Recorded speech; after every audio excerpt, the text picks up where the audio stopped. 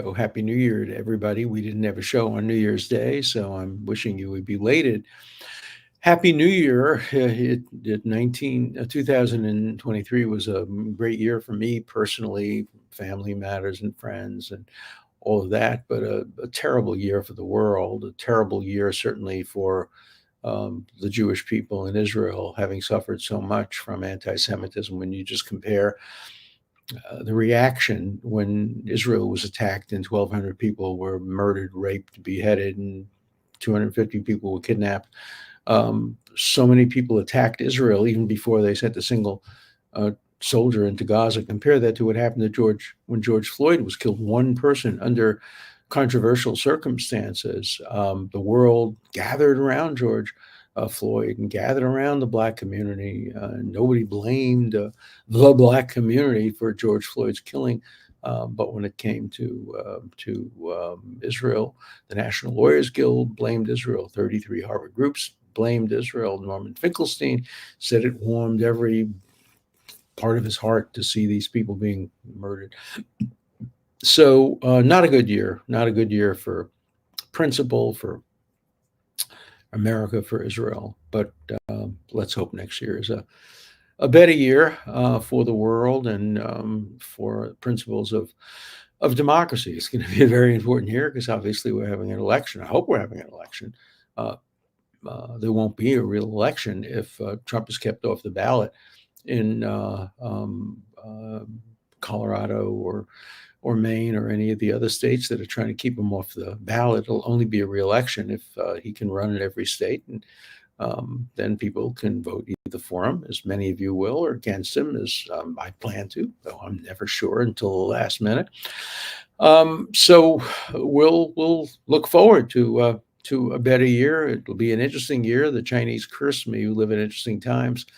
Has certainly afflicted all of us. We live in interesting times, no matter what party we identify with, religion or non-religion we identify with. We live in interesting times. Well, an interesting thing happened today at Harvard. President Gay finally resigned.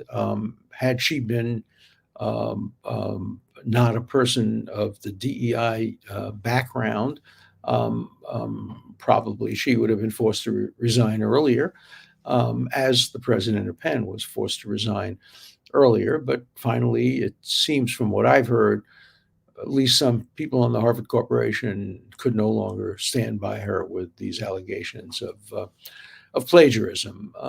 For me, it was not the plagiarism that really did it, although it was a part. It was her inability to answer from the heart when asked questions by Congresswoman Stepanek, also a Harvard graduate. She just didn't know how to handle herself, and the two issues, plagiarism and her inability to answer, worked hand in hand. They proved that she doesn't have an internal clock. I mean, when you watched her testify, clearly it was scripted. It was written by lawyers. It didn't come from the heart. And apparently, when she wrote her acknowledgments, thanking the people who helped her in the thesis, she even cribbed that and borrowed it. There was a humorous piece today in which somebody went through her letter of resignation and found points they claim were plagiarized by the resignation of this person and that person over the years. It was a spoof, but it was pretty funny when you start laughing at people that way. It's hard to have them in positions of great authority like the presidency of Harvard. But it's good for Harvard that she's no longer president. It's good for universities around the country. It will send a powerful message, I think. But at this point, it's a limited good unless we take it to the next step. And the next step has to be the complete and total dismantling of the DEI bureaucracy. That's the bureaucracy that says we need diversity, but it can only be diversity of skin color. The last thing we want in the world is diversity of ideas. Oh my God, you actually want to bring religious Christians onto the campus, people who oppose a woman's right to choose, people who oppose gay marriage, people who support open gun laws, people who want a more conservative Supreme Court. You actually want them to come and pollute the minds of Harvard students? No, no, that's not diversity. Diversity just means counting the number of minorities in any given class, no matter what their views are. That's what diversity is indeed. President Gay, when she was dean of the college, was instrumental in firing two black professors. One as a dean of one of the colleges because he had the chutzpah, oh my God, to represent an unpopular defendant, Harvey Weinstein, and some of the kids in the house said, "Oh, we're afraid, we're frightened, we don't feel safe if you are a lawyer who represented somebody." He had previously represented a guy who had committed two murders. No problem there. But Harvey Weinstein, no, we can't deal with the dean. We're frightened. We're not safe. If a lawyer, they wouldn't feel safe if John Adams had been the master or the dean of their house. But President Gay, when she was dean, got rid of him as the master or the dean of the house, and also suspended Professor Fryer, who was another African American professor who flew in the face of the consensus. He had done research demonstrating that in at least the cities he studied, white policemen or policemen in general were at least as likely to shoot white defendants as black defendants, that race didn't seem to play a major role. And boy, that was blasphemy. And then there were other charges against him, which probably wouldn't have stood the test had he not been a controversial conservative black professor, and he got suspended. Where was the First Amendment in those cases? President Gay had never heard of the First Amendment until it was used to defend Jew haters. But when she's asked, is it okay under the First Amendment? They didn't use the First Amendment, but is it okay? Would it violate Harvard's rules if somebody called for genocide of the Jews? Well, on the one hand, on the other hand, context, free speech, First Amendment. You know, First Amendment for me, but not for thee. She handled herself so poorly. And now she and people online are saying, oh, it was racist, firing her was racist. No, it wasn't. It was incompetence. It was her failure to do the job right, her failure to be a good president of Harvard. She would have had the same result had she been a white male who made the same mistakes and had the same plagiarism charges against her. So, in fact, calling it racist is racist. There was nothing racist about the decision to have her resign.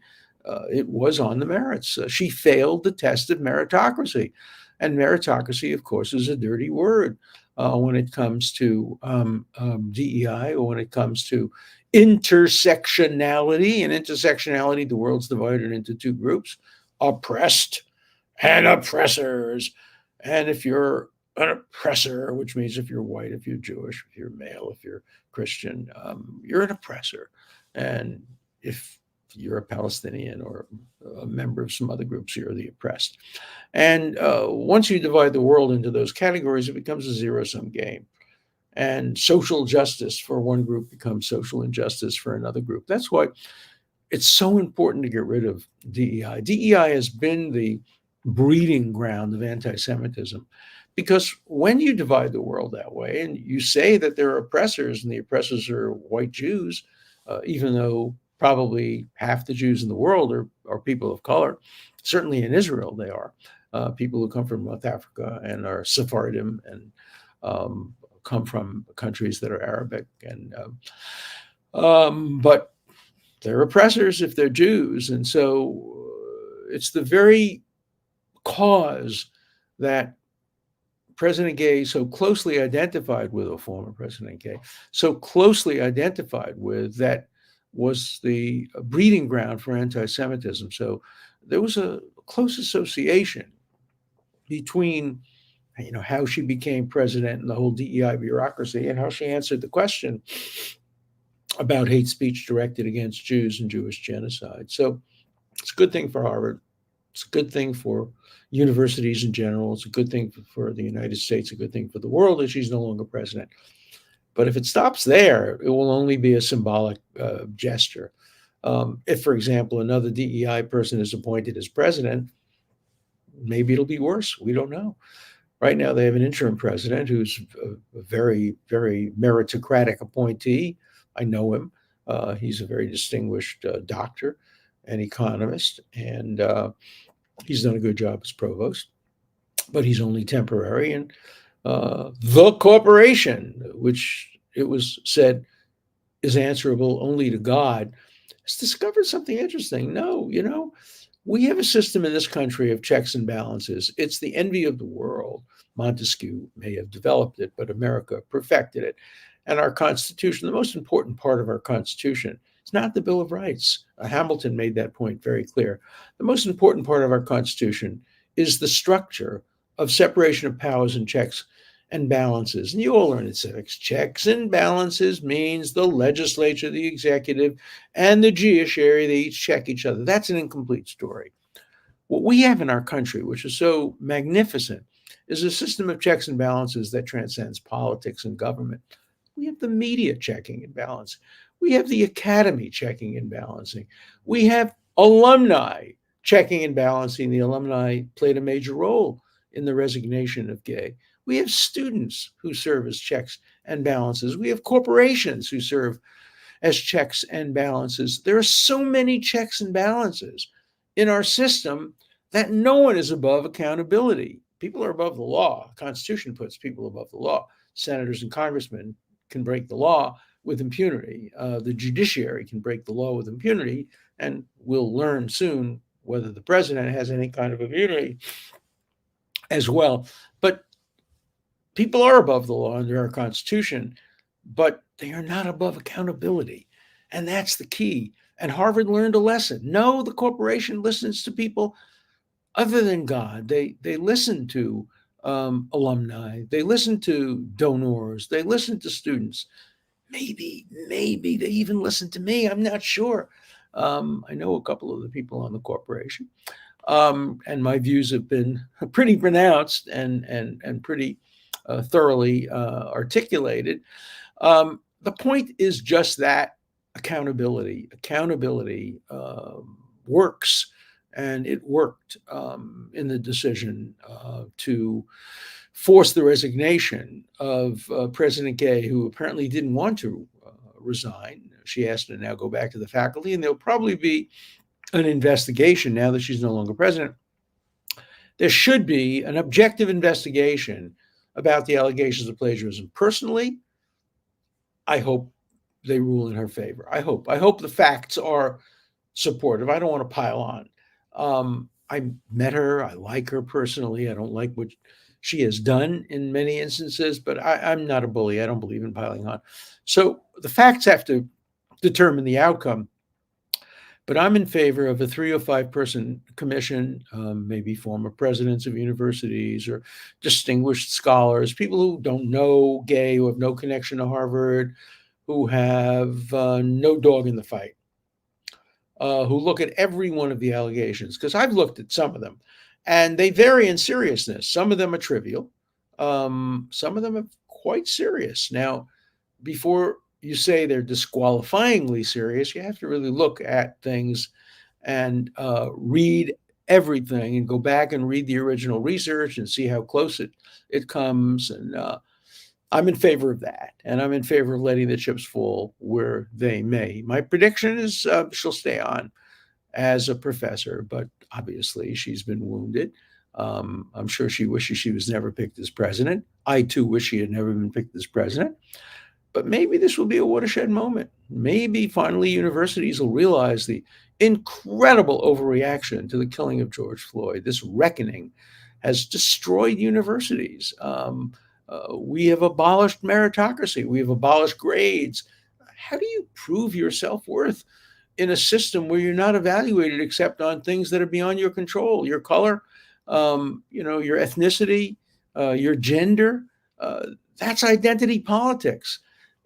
Identity politics encourages not working as hard as you could otherwise work. If you're going to be judged by who you are, not by what you're doing or what you've done, why do? It's much more fun to go, drinking and carousing than to sit in a stuffy library and read old books. But if you want to get somewhere, you should have to read the old books. Look, I've said this before, and I'll say it again one more time. I'll try not to repeat it again because it's a little self-serving, but everybody's philosophy in term really at least grows in part on their autobiography. I think of myself. I came to Yale Law School. I was taken off the waiting list. It was predicted I would have a C average. Nobody in my family could advise me on anything. Um, I was the first person in my family to go to college. I had nobody in my family who knew anybody of importance. If I was going to make it um, in a competition against all these Mayflower descendants who were in my class, the son of the DuPont fortune, uh, the sons of two justices of the Supreme Court. I say sons because back in the day there was 6 women out of 175 people in my class, so women too had to prove themselves. And how do you prove yourself against that kind of? If you have no grades, of course all the jobs will go to the people with the fancy backgrounds and with the contacts. But if you could do better than those people, maybe you have a chance of getting a job. Notwithstanding the fact that I was first in my class and editor in chief of the Law Journal, I was like the NBA first draft choice in terms of meritocracy, but I got turned down by 32 out of 32 Wall Street firms because my name was Dershowitz and I came from Brooklyn and my family were, Polish Jews by origin. What did I have going for me except a good brain? But with grades, a good brain was enough. It didn't get me a job on Wall Street, but it got me a Supreme Court clerkship and it got me an appointment at Harvard. I was actually appointed, given the job when I was like 24 years old. I could only do that if there was a meritocracy. And many others, the same thing. Many women I know managed to overcome the sexism that was pervasive in the legal profession by getting really good grades. But now they want to abolish grades, or they want to give everybody A's, which is the same thing as abolishing grades. If everybody gets an A, nobody gets an A. And that's part of the attack on meritocracy. And the DEI, intersectionality, uh, all opposes meritocracy because meritocracy is the exact opposite of DEI. Meritocracy says Martin Luther King was right. You judge people not by the color of their skin, but by the content of their character and their hard work and their accomplishments. And that's what I'd love to see Harvard go back to. Will it? I don't know. We'll see. If the same corporation that made the mistake of appointing Gay now gets a chance to appoint somebody else in Gay's image, nothing will have been learned. I think Harvard needs structural reforms about how the corporation gets selected and how the boards of overseers get selected. There has to be more accountability. And, in the days before this watershed, perhaps, moment, the president would be a major factor in selecting who was on the corporation, which then selected the president. It was an inside game, inside baseball, but with major stakes. And so let's see if that continues to operate, or if Harvard learns a lesson. The Harvard Corporation has learned that it has to listen. It has to listen. That all started with the famous families, the Lodges, and others. They would say so and so listens to only so and so, and listens to Lodge, and Henry Cabot Lodge listens only to God, and that is what happened to the corporation. I remember when I was up for tenure, I had to meet the corporation. In those days, they were all white Anglo-Saxon Protestants, all white, all male. That has changed. And the pendulum has swung very far. And, in America, we do see very wide pendulum swings, but sometimes the pendulum can settle somewhere closer to the center. And people don't know this about me unless they watch my podcast. I'm really a centrist. I'm boringly consistent. I try very hard to operate on the same principles. I'm not Groucho Marx, who said, if you don't like my principles, I have others. No, if you don't like my principles, then don't like me, because I am my principles. And I'm hoping that that sense of principle gets restored to Harvard. And we see a time when people are judged by the content of their character, or people are judged by their accomplishments. It's still true to some degree in STEM and science, technology, engineering, and math. Much less true in the social sciences and other of the more subjective academic disciplines. And Harvard has some great professors. It also has some real duds. I was shocked when I got to Harvard Law School about how many mediocrities there were on the faculty. And among the students, there were also brilliant, brilliant people on the faculty, some of them not really appreciated. And the ones who were appreciated tended to be the we'll go along to get along types. A little bit the same with the students, but of course, when I started teaching at Harvard, it was pure meritocracy. Grading became blind very quickly thereafter. You couldn't see who the name of the student was. And the grades were very tough. I mean, I think 80 was the highest. I think Brandeis got the highest grades in the history of Harvard, and he had like an 84 average. Grading was very tough. But you knew where you stood in the hierarchy based on your academic achievements. I don't believe in grades alone. I think some people are good at grades. Some people have more of an emotional intelligence. So when I say meritocracy, I really mean a meritocracy very broadly defined, not just defined by the narrowness of grades or IQ, but a broad definition of meritocracy. But in the end, people should be judged on the merits. That's what meritocracy means. And judging you based on factors that are beyond your control, your race, your gender, your sexual orientation, that's the opposite of meritocracy. So today's a good day. Starts out as a good day, and we'll see where it ends up. We'll see whether or not it moves forward and results in a major and fundamental change in educational policy. I hope it does, but I'm not necessarily optimistic. Maybe not. Maybe not in my lifetime. Maybe in your lifetime. It'll be a long-term process, but we'll see. But I'm happy with the result today. I anticipated it. I thought maybe it would take a little longer, but better late or early than never. And so Harvard is in a better place today than it was yesterday. Okay, let's look at some letters. Let's see, do we have any current letters? Harvard needs leadership with objective perspective. I agree with that. This doesn't mean anything.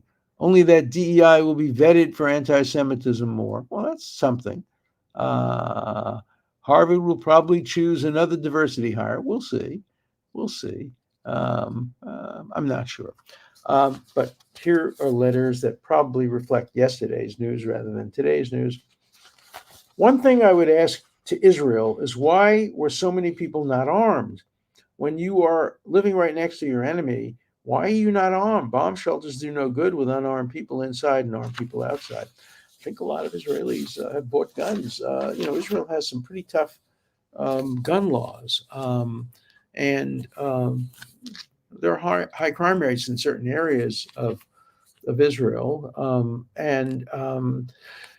We'll see. I think a lot of people have bought guns. I have cousins who are in the military, and they have guns. Those guns were, of course, given to them by the military and subject to military control. But you're absolutely right. If there had been armed people at the kibbutzim, probably some of them would be alive today. One can't be sure. Alice Walker, I'm shocked and disappointed. Well, I am neither shocked nor disappointed. I am outraged at the fact that she gets a pass. If there were an Alice Walker who was white and of the right, and who said similar things about other groups as she says about Jews, she would be canceled. I'm not in favor of canceling but I am in favor of treating a black racist and anti-Semite the same way that I would treat a white racist or anti-Semite. So I am not shocked. I'm not disappointed, but I'm outraged, and I hope people will hold her to account. So far, they haven't. She's gotten all the honors. She was, welcomed at the White House, and she shouldn't have been. Okay. You might be an anti-Semite if you've been calling out Israel for the Hamas war, in which Israel has made a greater effort to protect civilians than any other conflict in history, while saying nothing about the 6 other ongoing wars around the world that have caused thousands, tens of thousands of direct violent deaths this year alone, and 100,000 deaths overall.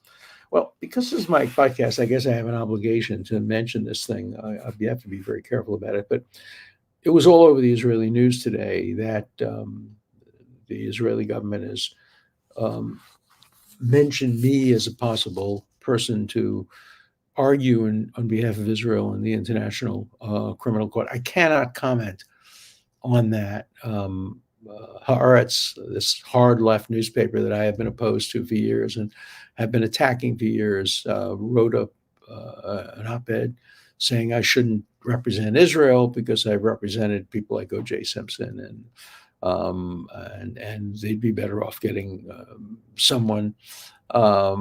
I don't know who else, but so there's some opposition to my possibly being appointed. I can't comment beyond that, of course, and I can't comment about whether I've been asked or whether, if asked, I've agreed. Just I mentioned that the reports have been in the papers. As I've said before, if I were 25 years old, I think I'd be volunteering to join the Israeli army to fight for the nation state of the Jewish people. I'm not 25, I'm 85. And if I were asked to do something that I thought I could do to be helpful to Israel, of course, I would jump at the opportunity. Maybe in future podcasts I can say more, but right now I've said all I can say. Okay. Muslims killing Muslims, and the world doesn't care unless they can blame Israel.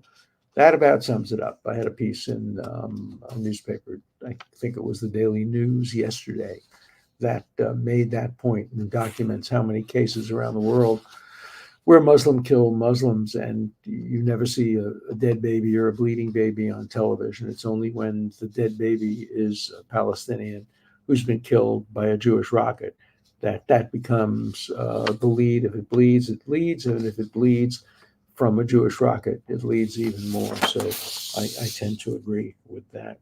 All right, here's one. Dershowitz is on the Epstein flight logs 15 times. Probably more. I was his lawyer. I flew down on his plane probably more like 4 or 5 times when I was representing him. I was never on any airplane with any young person, or never flew on his Lolita Express to his island, none of that. Of course, I was on his plane. In fact, I was the one who asked for all these disclosures to be made, because I know that they will prove what I've been saying since the beginning of time. And as you know, the woman who accused me has now admitted that she may have mistaken me for somebody else and withdrawn all the charges against me. So I'm happy that all these things are coming out. Of course, my name will be mentioned. I was his lawyer. I also, was at seminars at Harvard, along with the president of Harvard and winners of all kinds of prizes. We were all there. None of us had any idea about his private life. And once his private life became a matter of record, I ceased any relationship with him, except those that were professionally obligated. So I welcome the disclosure. I hope everything is disclosed, and I hope the judge doesn't just selectively pick and choose what she wants to disclose. I want to see everything disclosed, no secrets. Let everything be out there. That's been my position from the beginning. Oh, here's one that's you can't make this stuff up. World War I, II, and III, according to Albert Pike, was planned as far back as 1871 by the Zionist bankers. There weren't even Zionists in 1871. Herzl wrote his book in 1896. We were never taught in history class was that the Jewish-led communist Bolsheviks were mass murdering Germans living in Danzig. It was nonsense stuff. People actually believe this. They do, and they write to me about it. Anti-Semitism is alive and well in the world, and good people have to fight it. No matter what your religion or lack of religion, good people have to fight bigotry of all kinds. So I hope you'll join me in fighting against bigotry, including fighting against bigotry against Jews. See you tomorrow.